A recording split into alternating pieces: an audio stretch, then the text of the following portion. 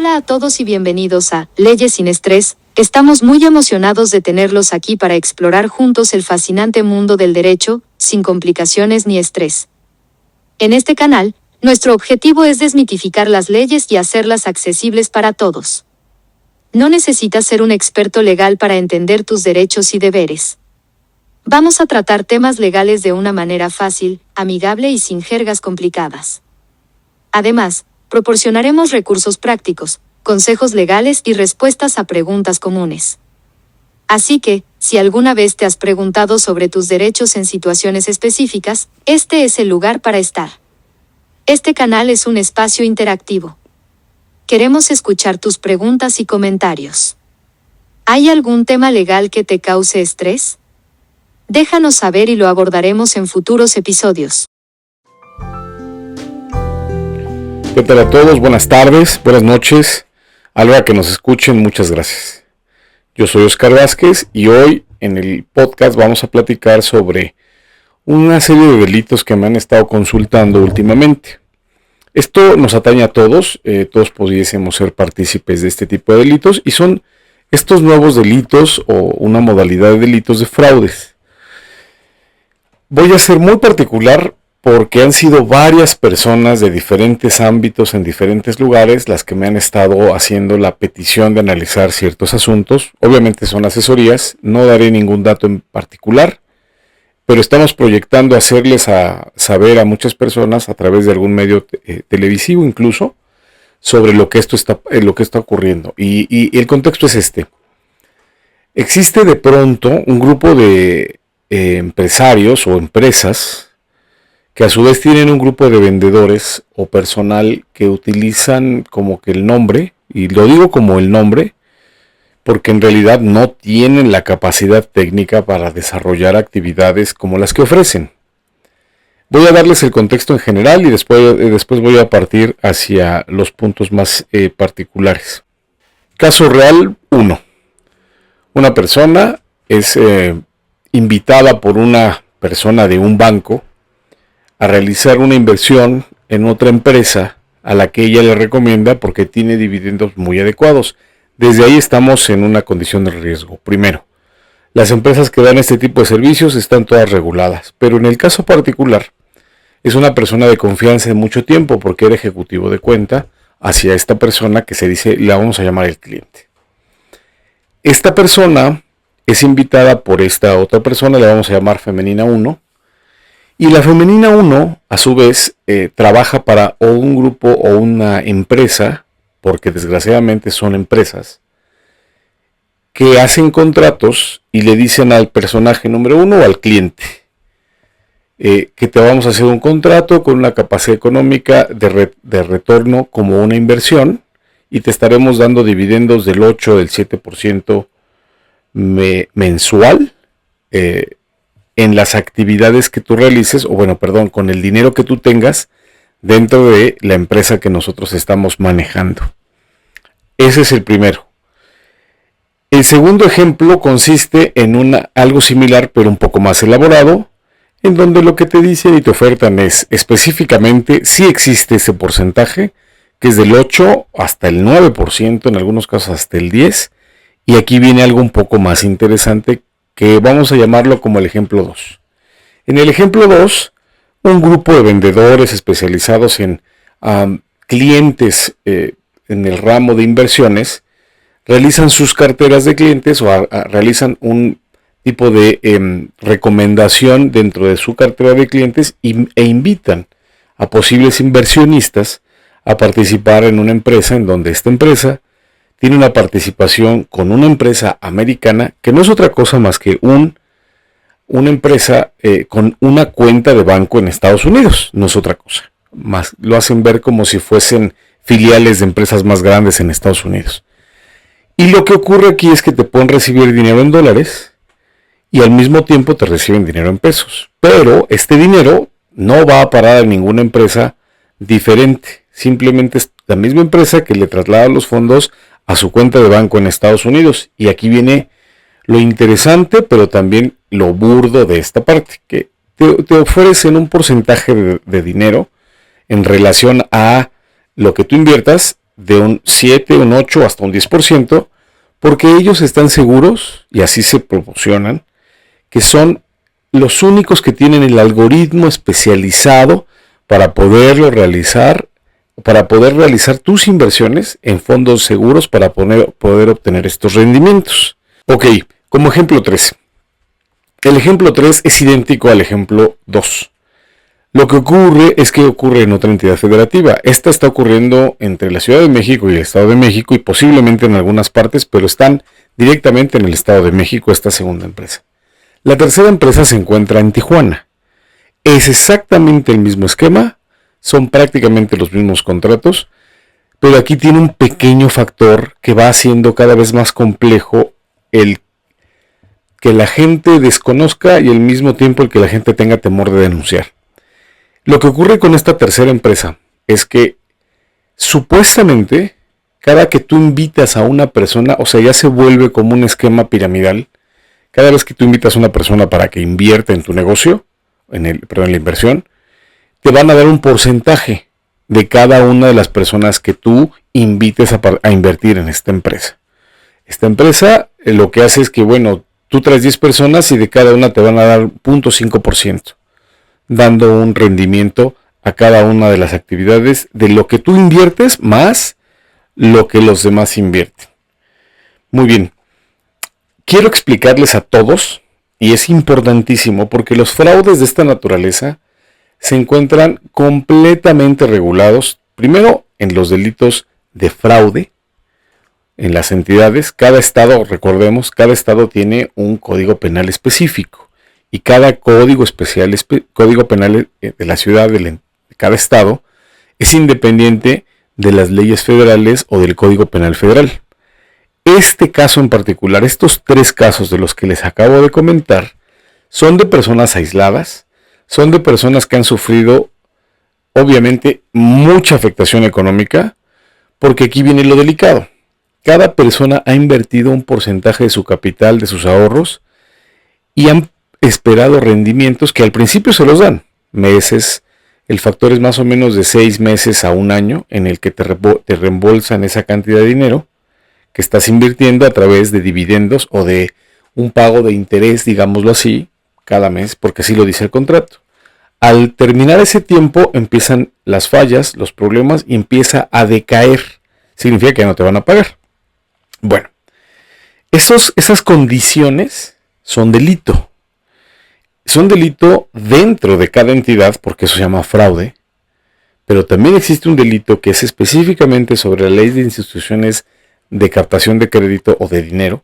Son leyes especiales porque la federación lo que indica es que cada persona deberá tener la garantía de que la institución en donde suministra, invierte, coloca su dinero, como los bancos, se encuentran regulados por una ley federal. Existe una violación directa a esa ley de todas y cada una de las empresas que están realizando estas funciones. También existe una regulación por parte de la Comisión Nacional Bancaria y de Valores, que tiene una lista especializada de personas e empresas que se dedican a hacer este tipo de actividades. Por ejemplo, los inversionistas, las casas de bolsa, los brokers para inversiones, todos están regulados. Algunos son empresas, no voy a aburrirlos con tecnicismos. Algunos son empresas que no están reguladas por la Comisión Nacional Bancaria, pero que tienen cierta permisión, pero no son empresas de inversión.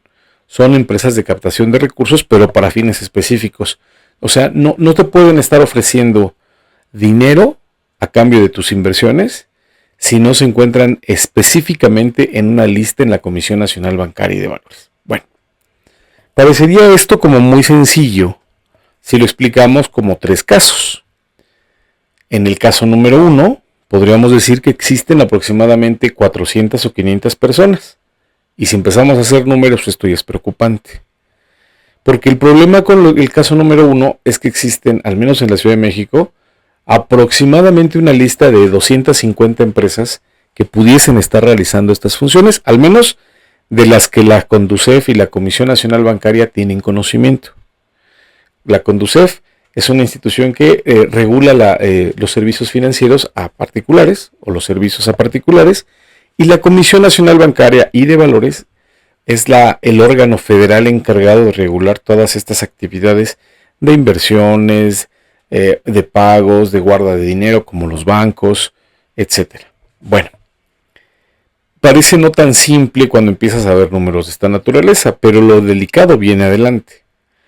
Se tiene contemplado en el ejemplo 2 una empresa que incluso por recepción de dólares se encuentra en muchas partes del Estado de México, de la Ciudad de México y en varias partes de la República. Pero como el capital ya se está fugando hacia Estados Unidos, muchos de los inversionistas, las personas que están afectadas por esos delitos, piensan que ya no puede haber un retorno. Lo vuelve más complicado. Pero existen maneras, digamos, legales de tratar de repatriar, así se le conoce, a ese capital. En el caso del asunto número 3, que pareciera ser que está ligado con el asunto número 2, porque son idénticos, los contratos, los conceptos, el mecanismo, lo fueron especializando un poco más, porque ahora te vuelven partícipe del delito. ¿Cómo es ser partícipe del delito? Si tú invitas a un amigo, a tu mamá, a tu papá en una inversión de esta naturaleza y evidentemente no hay regulación, no existen antecedentes para que puedan realizar esas actividades, y tú recibes una participación de la misma, en ese momento empiezas a ser partícipe del delito, porque para la ley, que tengas un desconocimiento sobre la ley, no te exime de la responsabilidad, no evita que puedas tener una sanción. Y aquí es donde para nosotros como despacho, como abogados, empieza a complicarse la situación. Estos delitos, y entendámoslo muy bien, los delitos son patrimoniales. ¿Qué significa que sean patrimoniales? El patrimonio significa lo que tienes, lo que puedes conseguir, lo que puedes adquirir, ya sea a partir de tu trabajo, a partir de una renta, a partir de permitirle a alguien el beneficio de algo y al mismo tiempo te retribuya. Es, digamos, todo lo que puedes cuantificar de lo que tú a través de tu trabajo o de las rentas puedes adquirir. Eso es un patrimonio. Y los delitos patrimoniales lo que afectan es precisamente esta capacidad de adquirir recurso o tener recurso económico, o sea, dinero. Esta condición del dinero, que se vuelve patrimonial, nos coloca en una situación delicada, porque estos delitos tienen cierta regulación. Si no se denuncian en cierto tiempo, desde el momento en que sabes lo que está ocurriendo, se empiezan a volver difíciles de comprobar. Y en el tema de la comprobación, yo creo como abogado que no hay conflicto. Probar que esto es un delito no me parece de ninguna manera complicado. La empresa no tiene regulación, las empresas no están registradas, son empresas volátiles que en un momento están en un lugar y de pronto aparecen o desaparecen en otro lugar. Pero lo interesante para todos los que nos escuchan es que cualquiera puede estar en riesgo de que ocurra algo de esta naturaleza y que le pueda pasar a un familiar. Y estoy seguro de que esto está ocurriendo más de lo que la mayoría de nosotros pensamos. Y le ocurre a muchas personas sin que siquiera hayan denunciado. Y aquí viene la parte más importante. ¿Cuál es uno de los factores que yo considero más riesgosos en estos delitos? El primero es un temor enorme por entrar a un sistema que te puede causar pérdida de tiempo, pérdida de recursos y que al final no vas a llegar a nada. Y otra vez, desgraciadamente, aparecen pues los colegas, ¿no? El grupo, el gremio al que pertenezco, no es el más honesto como para decirle a una persona, oye, tienes una pérdida. Es imposible, y lo debo decir con todas sus letras, que es el segundo factor más delicado en estos delitos. Es casi imposible, si no es que lo voy a señalar como imposible, que puedas recuperar tu inversión. Pero ojo, que ustedes sufran alguna situación, quien nos escuchas haya pasado por algo de esta naturaleza y que no denuncie porque no va a recuperar, se vuelve parte del problema, como parte de un tipo de delito que se llama encubrimiento. Porque ustedes mismos, los que hayan sufrido esto, y si nos escucha alguien que lo esté sufriendo, en realidad lo que tiene que hacer es denunciarlo. ¿Por qué el denunciarlo es importante? Porque lo que no se denuncia, no se investiga. Entiendo, sé perfectamente bien lo engorroso, complicado, pesado e incluso frustrante que resulta ser pararse en una agencia del Ministerio Público. Pero vamos a hacer un pequeño ejercicio mental. Veamos a esta empresa número 1 con 500 personas y vamos a ponerle lo que les guste, 500,000 pesos por persona, en lo que va de un año. Si suman la cantidad de dinero que este grupo de maleantes empieza a desarrollar, se van a dar cuenta que no es cosa menor. Y esto, si lo escucha alguna autoridad, también son parte del problema. En el caso número 2, estamos hablando de millones y de dólares. Y en el caso número 3, no es la excepción, como se encuentra en una entidad como Tijuana, pero al mismo tiempo está muy cerca de San Diego. Olvídense de las cantidades de dinero que pueden manejar en esa empresa.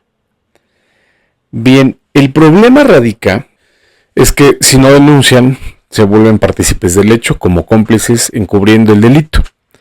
Y pareciera que estoy cantinfleando y no he dicho cuál es el delito. Pero en realidad el delito consiste en que hay personas que te piden 100,000 pesos y te dicen que te van a dar el 10%. En este sentido, las tres que he estado señalando hacen algo similar, casi idéntico en porcentajes diferentes. Pero lo que te dicen es, dame 100,000 pesos y te voy dando 10,000 pesos al mes. Y efectivamente, tú depositas 100,000 y recibes 10,000 pesos cada mes. Y entonces dices, wow, esta es una realidad, este es de verdad algo muy interesante, ¿no?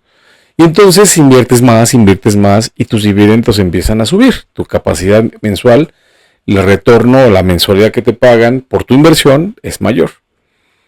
Sí, hasta que llega a un punto de equilibrio, que no es otra cosa más que con el dinero que tú inviertes le pagan los dividendos a otros y al mismo tiempo con lo que ellos jalan e invierten de otros pagan el dividendo de los que van entrando. Esto es un tema piramidal, así se conoce. Y las pirámides tienden siempre a destruirse, como cuando llegan a un nivel en el que ya nadie puede sostener el pago porque hay que pagar más dividendos de lo que el dinero entra. Bueno, hay personas en estos grupos que llevan 2 o 3 años invirtiendo.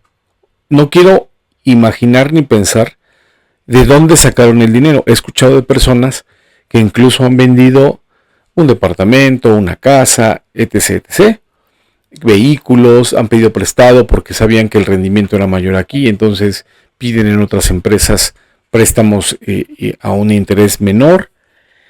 Y bueno, todo el enjambre de conductas inadecuadas que esto conlleva, pues se vuelve todavía más delicado en un tema de control social. Tratemos de individualizarnos, tratemos de pensar en todos ustedes como un individuo en particular, e imagínense qué pasaría si una persona los engañase de esta manera.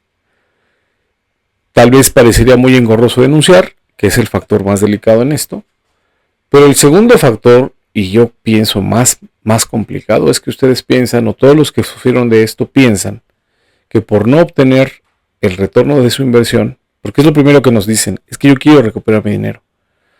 Pero si ustedes analizan este tipo de inversiones, este tipo de factores, es prácticamente imposible, porque los mismos defraudadores, aunque se dan vida de ricos por un tiempo, nunca llegan a obtener una cantidad de dinero suficiente, porque siempre está el dinero en este factor.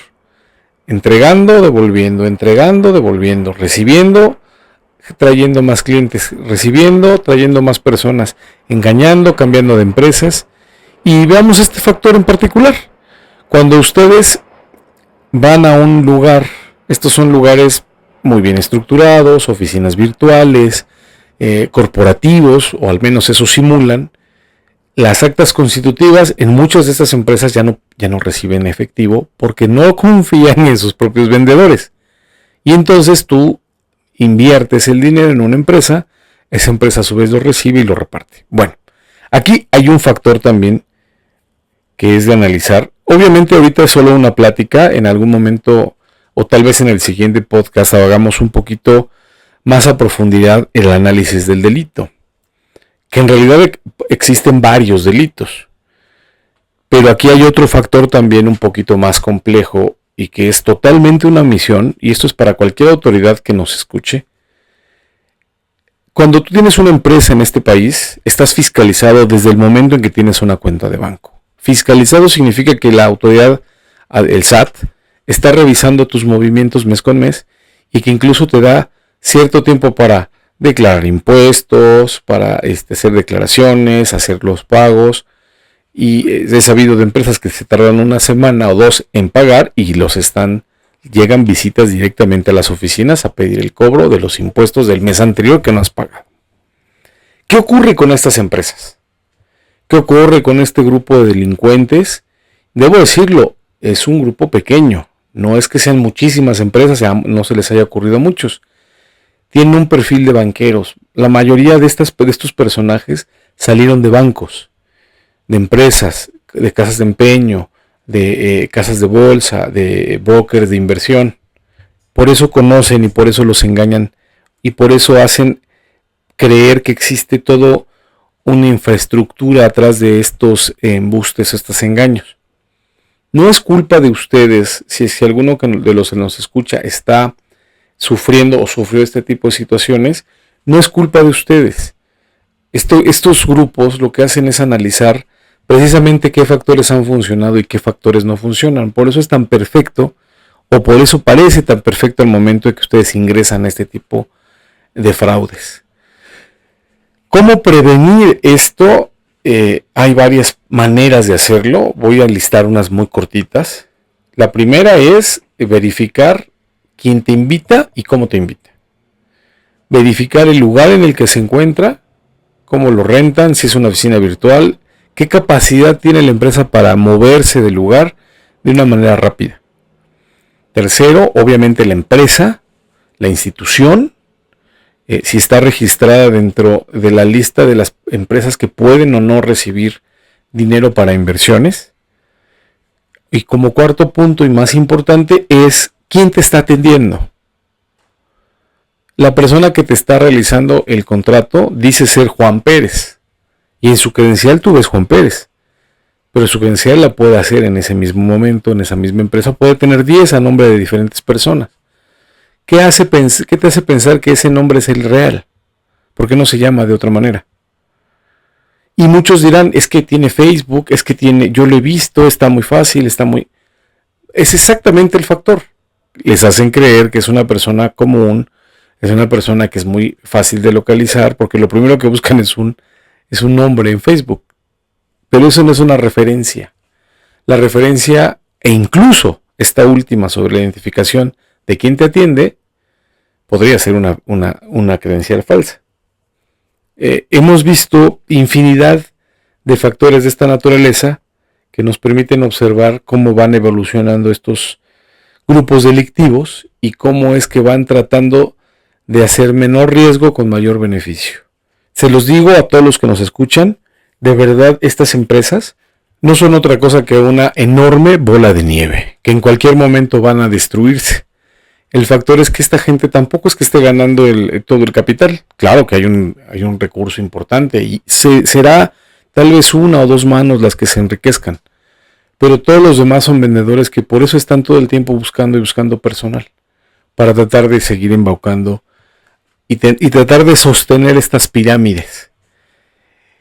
Es delicado el contexto, hay participación por omisión por parte de las autoridades porque no hay regulación, el SAT no las limita y es complicado también para el SAT porque son empresas, o sea, ya en este momento seguramente hicieron 20 y ya tienen preparadas otras 20 con el primer fraude que realizan al primer cliente, ya están preparando las siguientes empresas. Pero también llega un punto en el que no puede ser tan sencillo. Debe haber personal de los bancos que realizan las aperturas de las cuentas. Eso es un llamado a los bancos también. Es bien complicado que tú puedas abrir una empresa, pero también es muy fácil agarrar al señor de la tienda, de la tiendita del pueblito lejano, o al señor que está como indigente pero que tiene credencial de lector, o al muchacho de la basura, alguna persona a la que le ofrezcas una cantidad de dinero y con eso le digas que va a abrir una empresa, y con esta empresa al mismo tiempo va a ir a abrir una cuenta de banco y va a darse de alta en el SAT, y entonces el conflicto puede ser que cuando busques a la empresa sea del señor de las que vende las pepitas, el muchachito que lava el parabrisas, el señor que vive en el cerrito más lejano de algún pueblo en Tlaxcala, Puebla, Oaxaca. Ese es el segundo factor que nosotros consideramos más complejo, porque el delito existe. El delito lo puedes probar. El problema es que no es sencillo tratar de recuperar el recurso. Y tampoco es sencillo sancionar al responsable, porque posiblemente la persona que te atienda no es el responsable, y los verdaderos responsables ni siquiera aparezcan en todo el esquema del fraude. Es por esta razón que para nosotros ha sido muy delicado el contexto. Estamos, mi despacho, Marván, Verónica, hemos estado analizando muy particularmente el hacer una lucha frontal contra estos delincuentes a través de diversas denuncias, pero siempre y cuando los afectados puedan y quieran aventurarse con nosotros y que nos permitan representarlos para poder analizar caso por caso y tal vez para poder saber si podemos unir a diferentes personas y hacer un frente común. Si denunciamos entre grupos grandes, la Fiscalía puede traer el asunto, la Fiscalía General de la República puede traer los asuntos en particular de cada entidad federativa. No se puede prometer que podamos recuperar el dinero, pero tal vez podríamos encontrar a los responsables. Si en conjunto unimos información y obviamente tratar de ser lo más honestos posibles con los representados, con los clientes.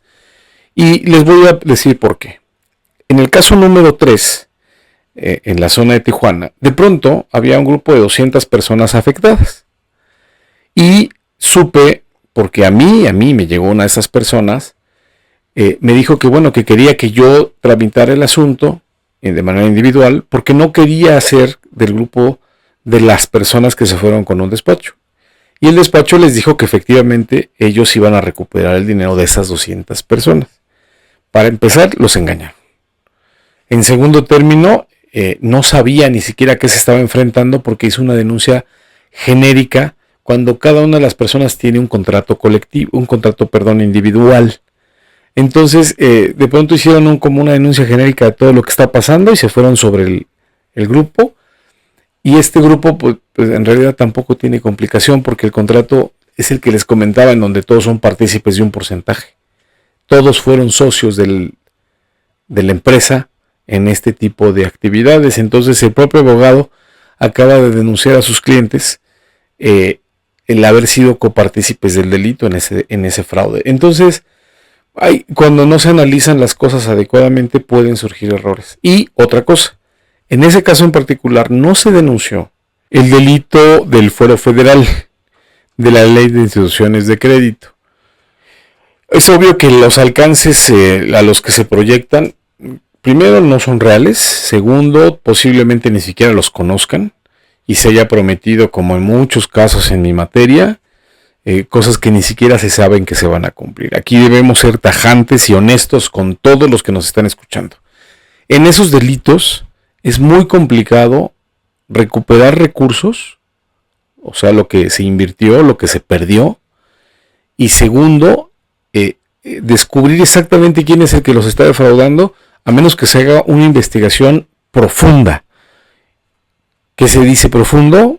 Que se revisen teléfonos celulares, personas que rentan, se investiguen domicilios, se investiguen las empresas, quiénes firmaron en los bancos, la información de la Comisión Nacional Bancaria sobre a dónde fue a parar el dinero de esa cuenta de banco a la que se le depositaron esos recursos, las fechas, los nombres que recibieron.